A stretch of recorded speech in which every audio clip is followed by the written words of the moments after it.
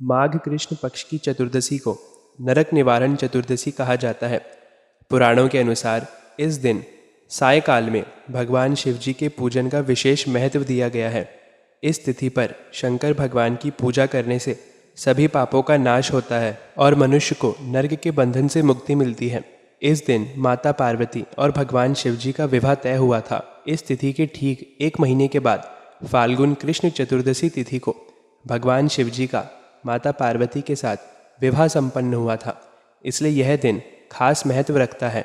वैसे तो हर माह की कृष्ण पक्ष की चतुर्दशी भगवान शिव जी की पूजा के लिए श्रेष्ठ है, लेकिन शास्त्रों के अनुसार माघ और फाल्गुन माह की चतुर्दशी शंकर भगवान को सर्वप्रिय है, जिस कारण इन दोनों ही तिथियों को शिवरात्रि के समान माना जाता है। इस दिन शिव जी की ही नहीं, माता पार्वती और गणेश जी की पूजा करने से मनोकामना पूरी होती है। धर्म के अनुसार मृत्यु के बाद अपने कर्मों के हिसाब से स्वर्ग और नरक की प्राप्ति होती है। जहाँ स्वर्ग से मृत्यु के बाद मोक्ष प्राप्त होता है, वहीं नरक में अपने बुरे कामों के फलस्वरूप कष्ट झेलने पड़ते हैं। इससे मुक्ति पाने के लिए यह तिथि विशेष है, इसलिए इसे नरक निवारण चतुर्दशी कहा जाता है। इस दिन भगवान शिव जी को बिल्वपत्र और बेर जरूर चढ़ाना चाहिए। अगर उपवास करे तो व्रत को बेर खाकर तोड़ना चाहिए।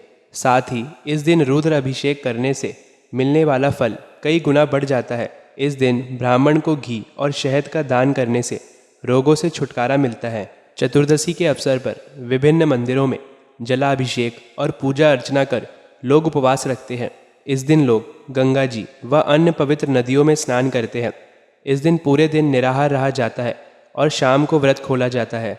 इस युग में अनजाने में हमसे कई गलत कर्म हो जाते हैं, इसलिए इन पापों से बचने के लिए और भगवान की कृपा के लिए नरक निवारण चतुर्दशी के दिन उपवास और शिवजी की पूजा अर्चना की जाती है।